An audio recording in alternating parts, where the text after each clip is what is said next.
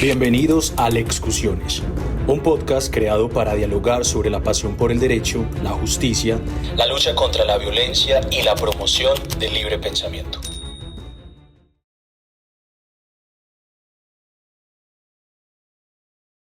Oiga, yo tengo un amigo que dice que uno en la hoja de vida debe poner el último cargo para no contarle a todo el mundo de a dónde lo han echado antes, es dejar solamente el último cargo. De manera que no, yo me llamo Alonso Rico y vengo a tratar de ser cortés con ustedes porque yo sé que están fatigados, están cansados y voy a hablar muy brevemente. El doctor Mario me invitó, yo siempre pues muy complacido de conversar con ustedes, con el Colegio de Jueces y Fiscales de Antioquia, que cumplen una labor muy importante. Ustedes cumplen dos funciones, fallar y educar. Este es un evento para educar. Yo, por ejemplo, estaba escuchando al doctor y he aprendido mucho porque yo soy pues un abogado, no tengo que decirlo, pero para que no quede duda, abogado viejo. Para mí la inteligencia artificial era pues una cosa, yo soy de un pueblo y yo recuerdo que en mi pueblo ni siquiera entraba la televisión. Y para hacer una llamada a Medellín, uno tenía que ir a la central telefónica. Claro, y eso era con clavijas. Entonces una llamada era como el mundo se conectaba y se desconectaba. Eso era magia. Y las llamadas al exterior, pues la familia tenía que ahorrar por ahí 6 meses para una llamada a Nueva York de 2 minutos, porque eso era carísimo. Y yo recuerdo que mis hermanas decían que cuándo sería que hacían un teléfono que tuviera un cable tan largo que fuera desde la casa hasta la plaza, de manera que uno pueda contestar la llamada desde la plaza del pueblo. Y yo hoy veo que la juventud, a uno en la vida lo pierde lo ordinario. Y pues por supuesto, lo ordinario es, a mí me dicen que yo no puedo cruzar una avenida a pie porque me mata un carro y yo, en lugar de un puente peatonal, pues cruzo por ahí o por el paso cebra, no lo utilizo. Uno da por descontado que esas reglas de experiencia son muy importantes, pero que uno no las aplica. Si hay una olla caliente en el fogón, no deje arrimar a un niño, una regla de experiencia. Y uno está vivo no porque sepa mucho derecho penal o mucho derecho civil, sino porque sabe reglas de experiencia. Y los jueces de familia cumplen una función muy importante, y en penal igual. Y los padres de familia cumplen una doble función, educación para la vida. La educación para el trabajo, pues la hacemos en las universidades. Y yo creo que eso que me enseñaron a mí, que eso ya no es tan de esa manera, crianza, educación, establecimiento, yo con los años, porque uno en la vida todo lo entiende 10 años después, con los años yo entendí que la crianza es defender un ser de la muerte hasta los 7 u 8 años. Porque él va por el mundo sin tener precaución, porque la sabiduría es la precaución. Él aprende que no puede coger un cable que está conectado, él aprende que no puede jugar con una culebra. Eso lo aprende en la casa, reglas de experiencia. Y esa es educación para la vida. Estamos vivos gracias a las reglas de experiencia. No a que sepamos si hay concurso homogéneo, bueno, no sé qué. Heterogéneo, es heterogéneo. Porque yo en penal, pues sé que en el año 36 hubo un código, no sé qué habrá pasado ya en adelante, y ya pues a mi edad yo ya no tengo interés en eso. Entonces, siempre muy complacido. Yo, una persona que yo aprecio mucho, el doctor Mario Gómez, pues me invitó, y con la doctora, que es una persona por la que profeso gran admiración, gran respeto, gran cariño, pues habíamos hablado hace 2 o 3 meses y me había invitado, y yo dije, cuente conmigo en lo poquito que yo pueda hacer. Pero como ya el día caminado, el día avanzado, yo tenía una charlita programada para 5 horas y media, pero voy a tratar de reducirla un poquito, Voy a hablar 10 minuticos de 2 sentencias. El doctor Mario me pidió que hablase de 2 sentencias sobre prueba de oficio. Una en la que la Corte negó la práctica de la prueba de oficio, o el decreto de la prueba de oficio, y otra en la que la Corte concedió el decreto y la práctica de la prueba de oficio. La prueba de oficio siempre se mueve entre 2 tendencias. Quienes defienden la práctica de oficio o la prueba de oficio señalan que es muy importante porque el juez tiene un compromiso con eso que llaman justicia material. Yo recuerdo una frase de Piero Calamandrei, no hay verdad real ni verdad formal. En un proceso solo existe la pobre verdad del proceso. La pobre, la llama él, la pobre verdad, es decir, la que construimos con tanto esfuerzo, testimonios, documentos, todo lo que llega. Dice Piero Calamandrei, en un proceso existe la pobre verdad del proceso, eso que nos ha costado tanto. Y en derecho, pues toda verdad es provisional, más o menos, porque ya la cosa juzgada está muy matizada. La tutela ha matizado mucho la cosa juzgada. Y además, históricamente ha existido un recurso muy importante, que es el recurso de revisión, que es un examen sobre el proceso, por unas causales que tienen que ver con la lealtad procesal básicamente, con la lealtad procesal y por la dificultad o imposibilidad de probar. Ese es un recurso de revisión que se hace sobre un examen, sobre un proceso. El recurso de casación es un recurso distinto, que es extraordinario.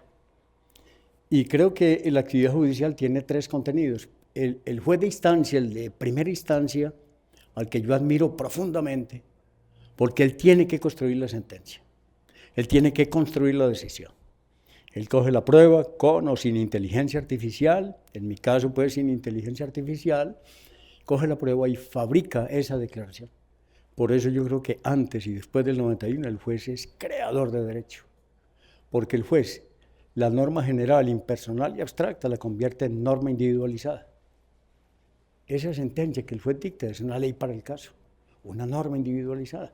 Y esa sentencia de primera instancia tiene un valor extraordinario, la creación de ese derecho. Porque ese derecho existía en forma general, impersonal y abstracta, pero él en la sentencia lo crea para el caso particular. O sea que el juez cumple esa función de crear derecho. Y la segunda instancia cumple, por supuesto, un papel de verificación y hace un examen sobre ese proceso, con la limitante de la congruencia, es decir, ni ultra ni extra petita, ni infrapetita, y sobre todo pues sometido al régimen de la congruencia, ni ultra petita, repito, ni extra petita, porque como regla general, porque en materia de familia pues el límite no existe, en materia agraria también hay una filosofía distinta, y en materia laboral, pues esos derechos son imprescriptibles, de manera que no dependen tanto de la alegación, sino de la prueba, Pero cuando se llega a casación, el examen es distinto. Hago esta introducción porque es importante para poder precisar el por qué la prueba de oficio en la Corte es distinto a la prueba de oficio en la instancia. En la Corte, la casación es un examen sobre la sentencia, ya no es un examen sobre el proceso. El juez de instancia, el de segunda instancia, hace un examen sobre el proceso, sobre la base de la apelación. Pero en la Corte, el examen del recurso extraordinario se circunscribe a la sentencia. Y el legislador ha determinado que hay unas causales específicas para poder examinar procedentemente si una sentencia es susceptible o no del ataque por vía extraordinaria. Son tres contenidos básicos. El exequatur, que es decirle a una sentencia extranjera que puede producir efectos en Colombia. El recurso de revisión, que a mi juicio es un recurso que verifica el tema de la lealtad y la probidad, y es un examen sobre el proceso integral. En cambio, la casación es un examen específico sobre la sentencia. Hay que preguntarse si esa sentencia viola o no el derecho sustancial. Y el derecho sustancial es solamente, en términos generales, digamos, el que hace el Congreso. Ni los decretos, ni los actos administrativos son derecho sustancial. Solamente son derecho sustancial eso que está, digamos, en el Código Civil. Eso que está en el Código de Comercio. Eso es norma sustancial. Pero no todas normas de allí son normas sustanciales. Porque la norma sustancial es aquella que crea, modifica o extingue una determinada relación jurídica. O sea que siempre hay que preguntarse a la Corte si esa norma me está creando, modificando o extinguiendo una relación jurídica. Porque si esa norma no tiene ese carácter, no es susceptible de ataque por vía de casación. Por eso la primera causal es la violación de norma sustancial y La segunda causal ya está escindida en el Código de Procedimiento Civil, era una, y eso creaba una dificultad, es la violación indirecta de la ley sustancial por error de derecho o error de derecho. Y justamente los dos casos que yo traje, bueno, hay otras causales, la incongruencia, la reformatio in peius, pero yo me voy a circunscribir a dos eventos que son ambos por violación indirecta, por error de derecho. Y tiene que ver con un tema de Estado civil. A mi juicio, la prueba de oficio siempre tiene un reto para el juez. Yo, en mi experiencia, decreté una prueba de oficio, que es parte de lo que voy a explicar. Yo decreté una prueba de oficio porque yo consideraba que efectivamente allí había una violación flagrante del debido proceso. Porque es que la prueba de oficio está comprometida con el debido proceso. Para mí el debido proceso es la fuente formal de creación de normas jurídicas. Eso es un debido proceso. Y los códigos de procedimiento todos han establecido por vía de causales de anulación las circunstancias que lesionan el debido proceso. Por eso lo que no esté previsto como causal de nulidad está previsto como mera irregularidad que hay que cuestionarla por vía de recurso, no por vía de nulidad. Porque las causales de nulidad son las circunstancias que el legislador estima que constituyen efectivamente violación a la garantía constitucional. Porque cuando uno habla de debido proceso está hablando de fuente formal de creación. Y al hablar de fuente formal de creación está hablando de validez, no de sustancia. Por eso a mi juicio, que es una cosa muy respetuosa, yo creo que la forma es condición para poder declarar la sustancia. No es que la sustancia prevalezca sobre la forma, no, es que la forma es condición necesaria para poder declarar la sustancia. Y la forma válida es justamente el debido proceso. Y la forma válida en la estructura del código se llama, a mi juicio, presupuestos procesales de la acción. Competencia, capacidad para ser parte, capacidad para comparecer, demanda en forma, no caducidad y solicitud de conciliación extrajudicial en derecho cuando esté exigida. Ese es el aspecto formal. Y ese aspecto es condición indispensable para poder declarar el derecho sustancial que corresponde a una cosa distinta, presupuestos materiales para la sentencia de fondo estimatoria, con dos contenidos, legitimación de la causa e interés para obrar.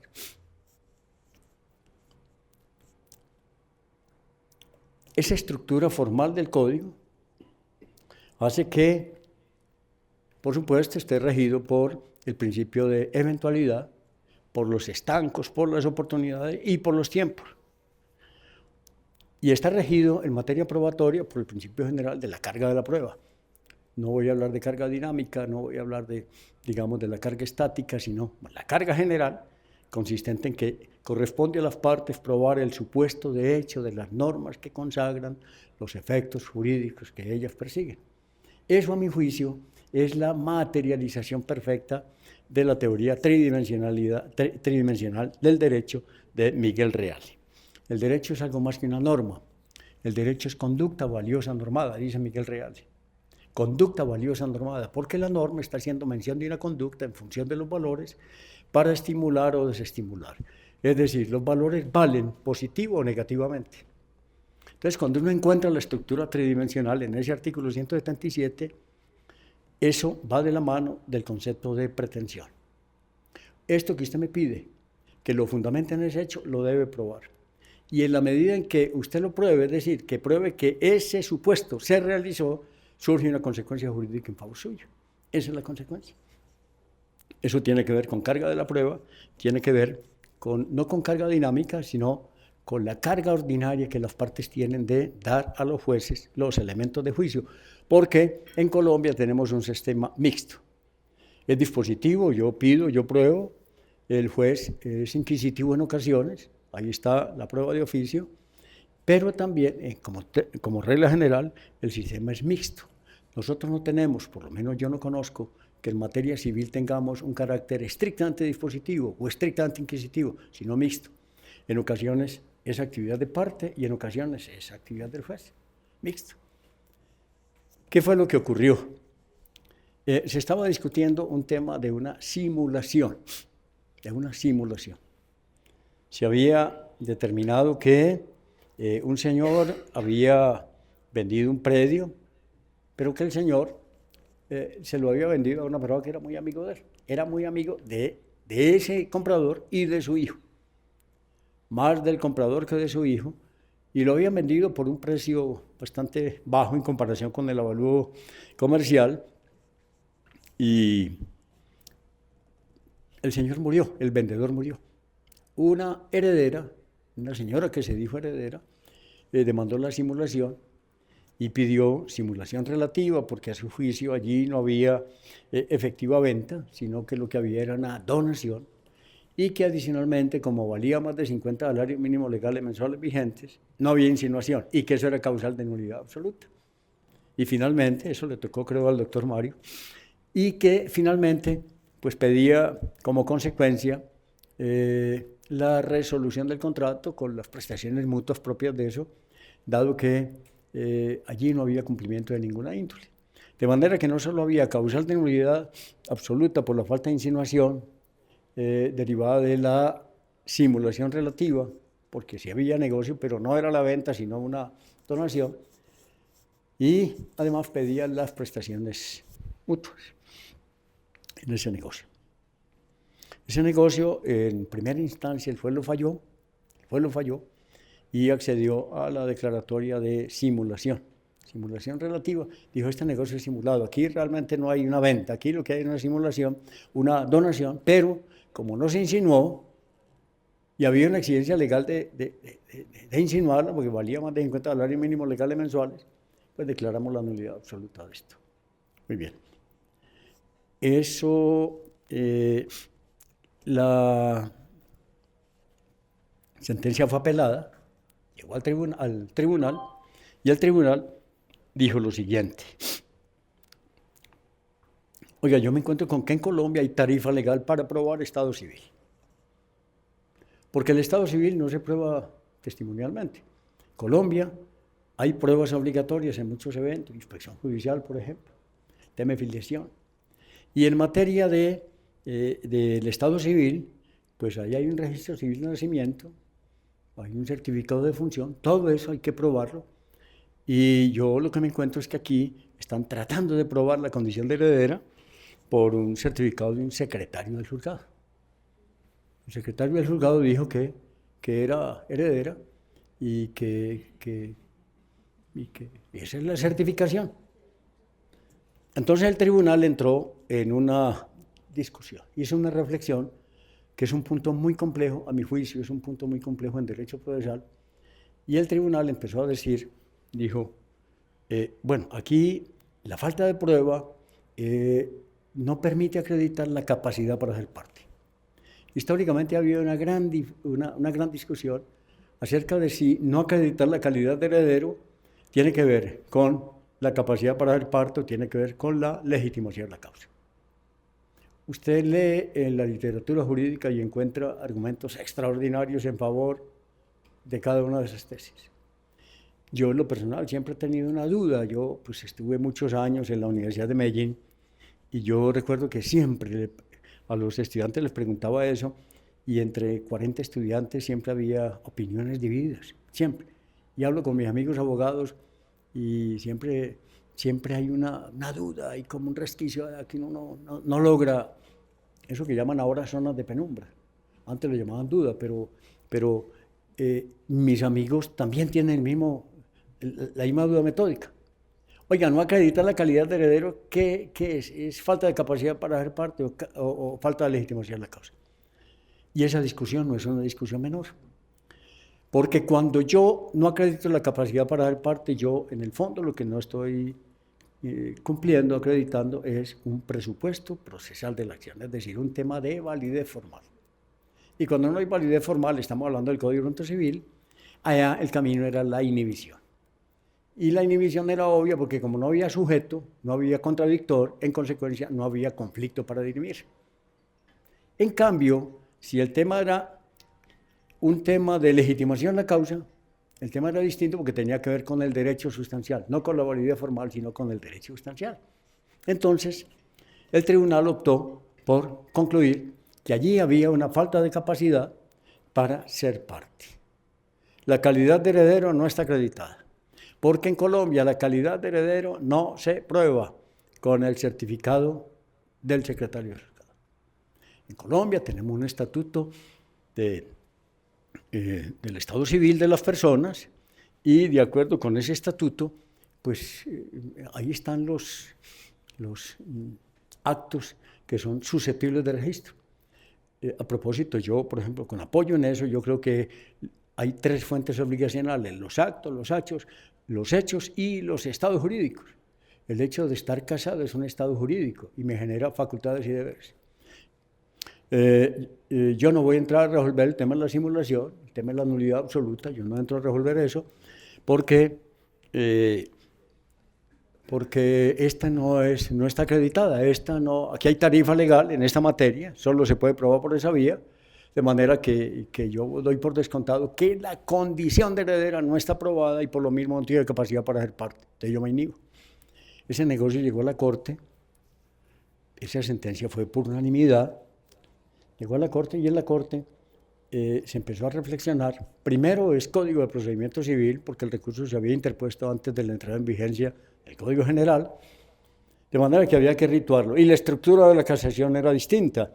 Ya hoy, ustedes lo saben mejor que yo, el Código General de Proceso consagró la selección positiva, la selección negativa, la casación oficiosa. La selección negativa es, oiga, la Corte ha hablado tanto ya de esto, que ya no más. Antes de que fuera derogada la doctrina probable, yo lamento que haya sido derogada, la doctrina probable, si la Corte tenía 3 decisiones sobre un punto de derecho, decía, oiga, eso es doctrina probable. La Corte tendría que ser una circunstancia sobreviniente excepcional que haga modificar esa doctrina probable. De manera que en el Código de Procedimiento Civil, digamos, era mucho más rígido el recurso de casación. El juez tenía, o la Corte tenía menos posibilidades de una selección positiva, una selección negativa o de una casación oficiosa. La selección positiva, uno veía que la demanda no reunía los requisitos legales, pero que el tema tenía que ver con derechos fundamentales, por ejemplo. Yo hice selección positiva en un evento de violencia de género, en un evento en el que una señora había liquidado una sociedad conyugal y iba a quedar sin nada, Pero no era un acto de beneficencia, sino que había una efectiva violación de derecho sustancial y por eso la Corte optó por hacer una selección positiva. Sí, esto no reúne los requisitos legales, pero esto es muy importante porque tiene que ver con derechos fundamentales y la Corte lo hizo. En este caso concreto, la Corte dijo lo siguiente: ¿decretamos o no decretamos? Es el mío. Sí. Qué pena con ustedes, y lo había puesto, no, es que no puedo contestar porque si contesto no hablamos y me da pena con ustedes. Termino esto que tengo pena con ustedes de estar hablando aquí y ustedes todo el día aquí sentados.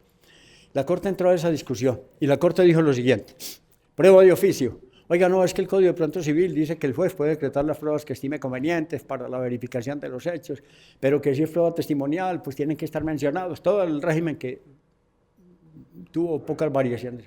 Es el régimen. Pero la Corte se hizo esta pregunta. Oiga, la prueba de oficio es muy importante para el hallazgo de eso que llaman la justicia material, la verdad real. Pero para la Corte, la prueba de oficio procede siempre que haya una traza de apariencia de derecho. Que la Corte o que el juez considere que allí hay un derecho que hay que proteger. Pero la prueba de oficio no puede ser una herramienta para salvar la inactividad del apoderado. Resulta que en ese caso, el apoderado había insistido durante todo el proceso que esa prueba era válida. En primera instancia dijo, ahí le pruebo, esa prueba es idónea, yo estoy probando el estado civil, estoy probando la calidad de heredera. Y claro, cuando declara la simulación, La contraparte impugna y en segunda instancia esta parte demandante, por supuesto, no mantiene la tesis, por razones obvias, de que esa prueba era idónea para probar esa calidad. Pero cuando llega a la Corte, el recurso extraordinario llega con una petición. Oiga, yo le pido un favor.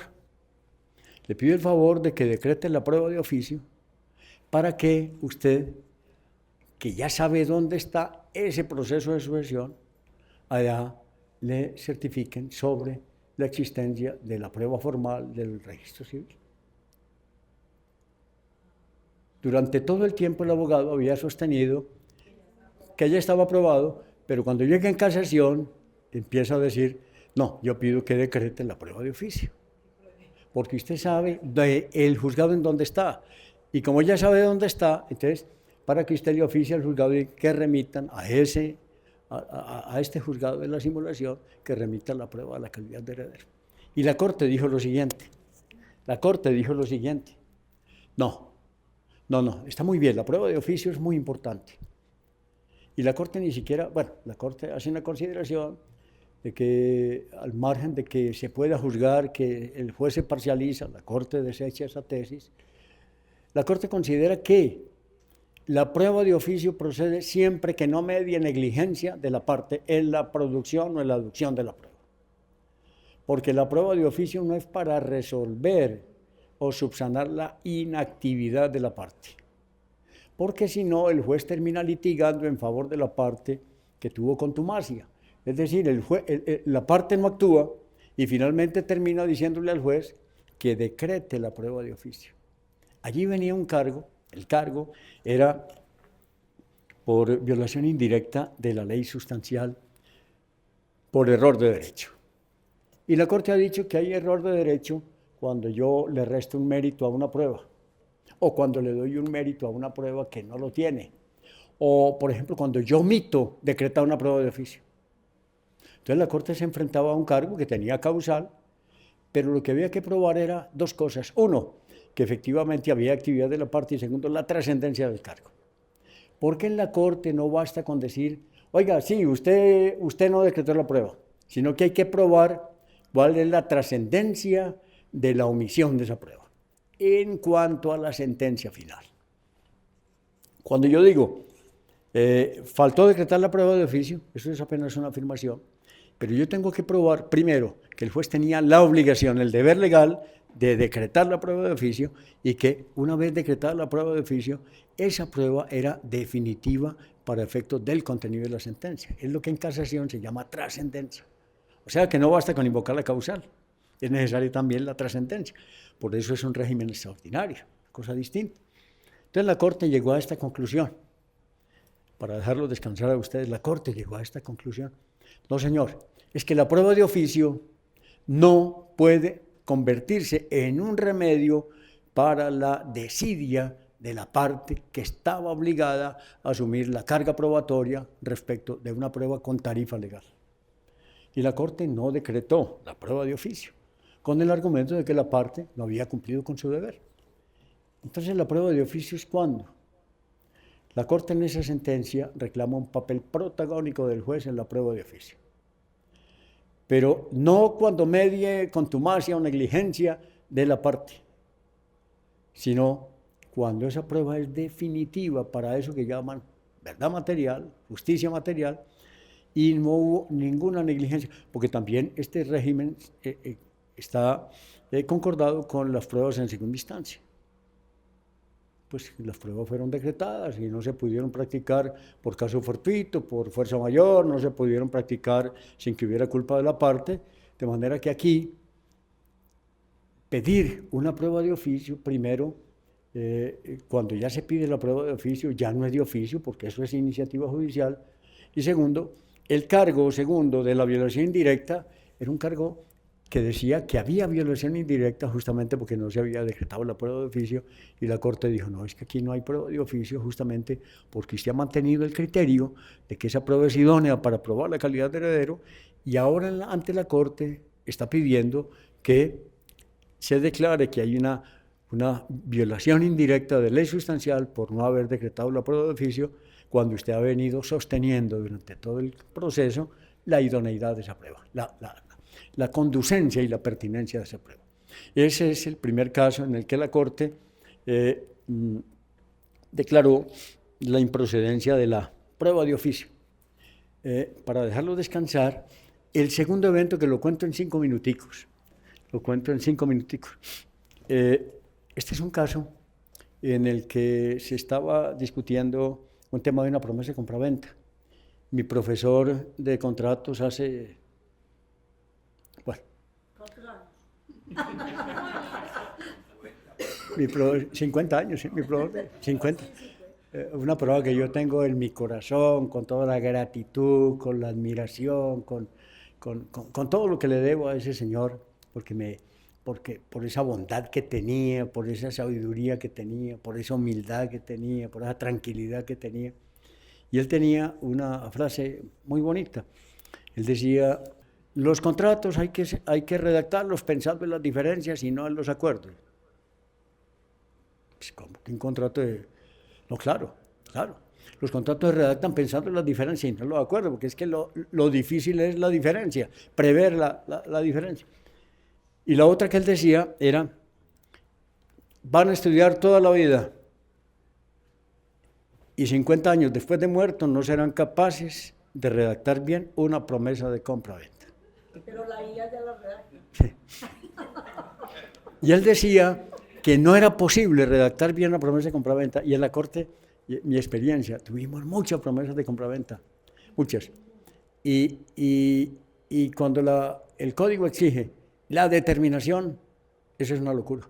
Sobre todo cuando depende de créditos de terceros, cuando la fecha y la hora de la firma de la escritura, eso es una locura, porque es una prestación de hacer, es decir, imaginar la conducta futura, porque la prestación de dar no tiene problema. Hay que pagar y hay que pagar, pero esta es una prestación de hacer, es decir, una conducta futura. ¿Cómo regulo yo esa conducta futura de manera que quede circunscrita? Este caso es justamente eso, una promesa de compra-venta terriblemente mal hecha, y un negocio que ocurre todos los días. Un señor le dice a un matrimonio, le dice que tiene un lote, una casa muy bonita, pero que él piensa construir un edificio. Y que si le entregan ese lote, él hace el edificio y le da 2 apartamentos. 2 apartamentos, todos los días, un problema todos los días. Y hacen la promesa, y en la promesa no especifican ni la fecha de la firma, ni la hora de la firma, ni identifican por ubicación, nomenclatura, lindero, los potenciales apartamentos. No, yo le doy 2 apartamentos y los señores tumban la casa, entran a dar, esto es determinante para la buena fe, entran a dar, montan pues la sala de venta y todo, y listo, muy bien, arranca. Y resulta que la construcción, pues había media máquina, y al final los señores, el matrimonio, viendo que todo su futuro económico estaba en juego, entonces demandan. Y demandan 2 cosas. Demandan primero la nulidad de la compraventa por indeterminación del objeto, 1611. Y consecuencialmente demandan la resolución por el incumplimiento, porque además les iban a pagar, un sueño pues, les iban a pagar un canon de 2 millones mensuales mientras construían los apartamentos, todo lo que eso tiene. Muy bien. Empezaron a discutir el tema. En primera instancia, el juzgado declaró efectivamente la nulidad pues por indeterminación absoluta de la promesa, y determinó además que había, como consecuencia de eso, pues lugar a las prestaciones mutuas, y en las prestaciones mutuas había una gran dificultad para fijar eso, y las partes cuantificaron eso. Una de las partes presentó un documento, un estudio, y decía, esto equivale a tanto, y la otra presentó un dictamen pericial. Y la parte esta demandante le dijo al juez, oiga, no tenga en cuenta ese dictamen pericial, eso es temporáneo, ya esto no es hora de probar, esto ya no es hora de probar. Muy bien, esa sentencia fue impugnada y llegó al tribunal. Y el tribunal confirmó la sentencia, y claro, no, sin duda puede haber una nulidad absoluta, eso aquí no hay nada que hacer. Pero yo voy a hacer lo siguiente, yo voy a decretar de oficio, porque hay un dictamen, ya abajo se dijo pues que no había, que eso era extemporáneo, cualquier cuestionamiento, yo voy a decretar de oficio una aclaración o complementación a ese dictamen. Dijo, antes de admitir el recurso de apelación. Y lo decretó. Y el tribunal concluyó que eso no había sido objetado y que las partes no habían pedido complementación de aclaración, de manera que eso era definitivo. Definitivo. Ese negocio llegó en ese estado a la Corte y la Corte dijo lo siguiente. Oiga, este asunto está tramitado al amparo del Código General de Proceso. El régimen del dictamen es distinto del Código de Procedimiento Civil al régimen del Código General de Proceso. En el Código de Procedimiento Civil, usted frente a un dictamen pericial tenía 3 opciones: pedir aclaración, complementación u objeción por error grave. Es decir, el dictamen que ataca la esencia. No es que yo estoy evaluando una casa y yo termino dando datos de un carro. Eso es un error esencial. De manera que eso no. Y resulta que usted perdió de vista que aún en la prueba de oficio hay lugar obligatorio a la contradicción de la prueba. Porque es que el hecho de que una prueba decretada de oficio no admita recurso es distinto a que la prueba de oficio no sea controvertida. Porque aún la prueba de oficio tiene que ser controvertida. Y hoy, el Código General de Proceso, en materia de dictamen pericial, tiene que tramitar un proceso. Y hoy el dictamen pericial no es una hojita o 2 hojitas, donde digo, oiga, yo pasé por allá, tomé unas fotos con inteligencia artificial y le pregunté a Gemini cuánto podía valer esa cosa que estaba viendo. No. El Código General de Proceso le exige que dé la razón de los criterios que adopta, el estudio en fin, que anexe los documentos, que dé la hoja de vida del perito, bueno, esas cosas, todo, para poderlo tener como dictamen, porque si no, no es dictamen. Entonces, la Corte empezó con esta reflexión. Lo primero es que la contradicción es distinta. Toda prueba, aún de oficio, admite contradicción. Debido proceso. Bilateralidad de la audiencia.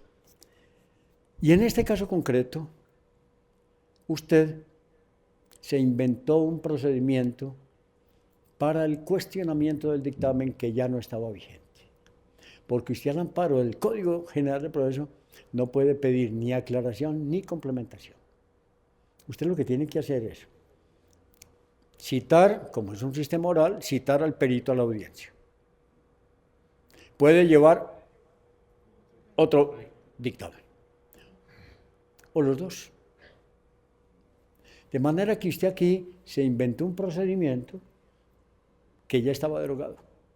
Con eso, efectivamente, usted lo que hizo fue violar en forma indirecta la norma sustancial por error de derecho, porque usted no aplicó las reglas que gobiernan la práctica de esa prueba y, en consecuencia, había que casar.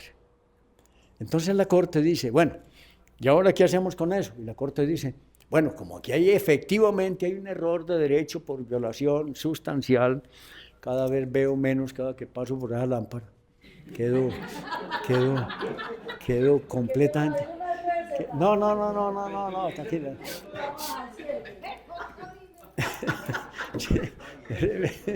Sí.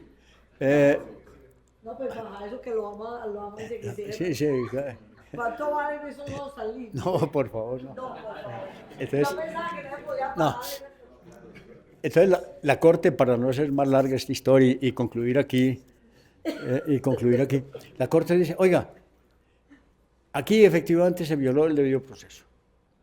Ya no hay lugar ni aclaración ni complementación oficiosa, porque es que lo que hay que hacer es, y adicionalmente dice la Corte, el hecho de que sea prueba oficiosa no excluye el deber del juez de garantizar esa contradicción. Entonces, ¿qué hace la Corte? Decreta una prueba de oficio, casa la sentencia, decreta una prueba de oficio antes de fallar y dice, oiga, aquí hay que decretar un dictamen pericial para efectos de cuantificar el tema de la mejora, porque aquí no llegó cuestionado el tema de la nulidad, y eso está probado que aquí hay una falta de